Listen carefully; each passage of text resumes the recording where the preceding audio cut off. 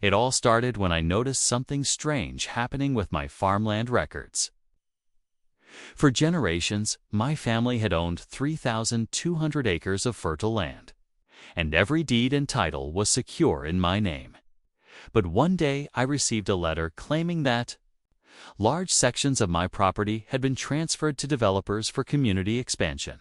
At first, I thought it had to be some sort of clerical mistake. But when I dug deeper, I realized the HOA had gone far beyond their authority.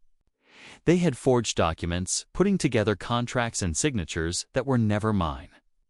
They crafted false paperwork as if I had willingly agreed to sell off my farmland. The sheer arrogance was unbelievable. They truly thought no one would check the county records or verify signatures. The HOA board members used their positions to create a trail of lies, convincing themselves they had the power to do whatever they wanted. They assumed I was just another landowner who would roll over and accept their schemes without question. But my land wasn't just dirt and fence, it was my family's legacy, and the audacity of watching them steal it in broad daylight lit a fire in me. The HOA didn't just stop at forged documents. They went further to cover their tracks by holding fake meetings to justify the theft. They created false minutes, fabricated attendance sheets, and even claimed that community members had voted in favor of selling off sections of my farmland for supposed development projects. They made it look as if I had been present during these so-called meetings, going as far as signing my name on documents I had never even seen. The level of planning was staggering. They printed fake agendas, used HOA letterheads, and spread rumors around the neighborhood that I had agreed to sell the land for the good of the community. In their arrogance, they even bragged too. Some homeowners that new housing developments would soon be available because of the farmland they had acquired. It was clear they thought their fabricated meetings would make their lies look legitimate on paper, giving them the confidence to push forward. But behind every phony document and forged vote was a group of board members so convinced of their own power that they never imagined anyone would call their bluff. When I first suspected something was wrong, I went straight to the county records office to verify the status of my land titles.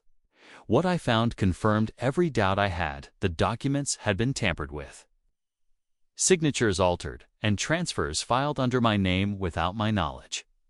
I studied every line carefully, and it didn't take long to see the fraud staring back at me. The signatures didn't match mine, the dates were inconsistent, and the notarizations were sloppy at best.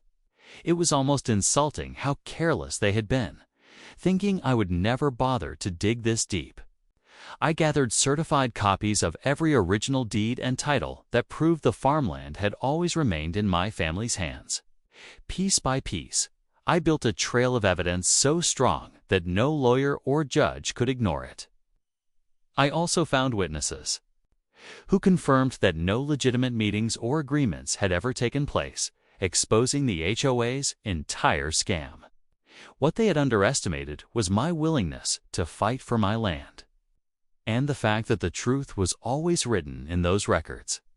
For anyone determined enough to uncover it, taking the HOA to court was the only option left once I had all the evidence in hand. I filed a lawsuit that detailed every fraudulent action they had taken, from the forged signatures to the fabricated meeting notes. Walking into that courtroom, I knew the truth was on my side, but the HOA came in with their usual arrogance, acting as if they were untouchable.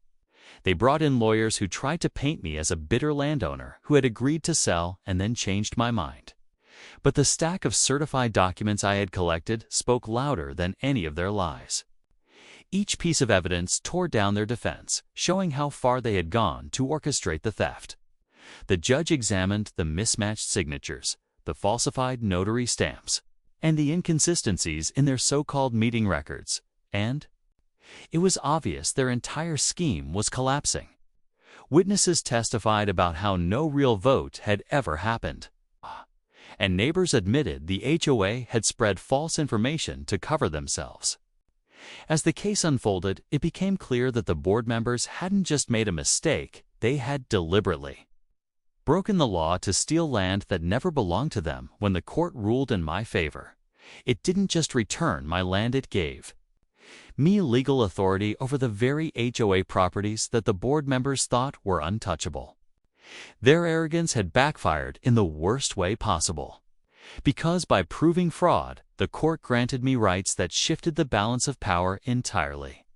Suddenly, the same people who had mocked me, who had spread lies and tried to erase my family's legacy, were under my legal control. Their offices, their assets, even the homes tied directly to the HOA became subject to the judgment. I carefully reviewed every property connected to their fraudulent dealings, making sure that each one was properly accounted for under the ruling. What they once used as a weapon against me became the very tool I used to turn the tables. Who had been intimidated by the board's bullying suddenly saw them scrambling, realizing they were no longer the ones holding authority. Every document I signed, every title I secured, was a reminder to them that the law had caught up and that their empire of deceit had been dismantled piece by piece. Once I had full authority over the HOA's properties, I made the decision to sell off every single home they lived in. It wasn't done out of spite, but out of principle, the same principle they ignored when they tried to steal what was mine. I listed the houses legally, followed every requirement, and made sure each sale was airtight. One by one, the board members watched their own homes slip through their fingers, just as they had once tried to make me watch my farmland disappear. The very people who had boasted about their power, who held fake meetings and signed fraudulent papers, now found themselves packing boxes and scrambling for places to stay. Buyers were more than willing to take advantage of the opportunity, and within weeks the houses were gone, transferred fairly and legally to new owners. Word spread quickly through the community, and neighbors who had once feared the HOAs. Control could hardly believe what had happened. The board members had built their authority on lies, and, in the end, it was their own greed that stripped them of everything they thought they controlled.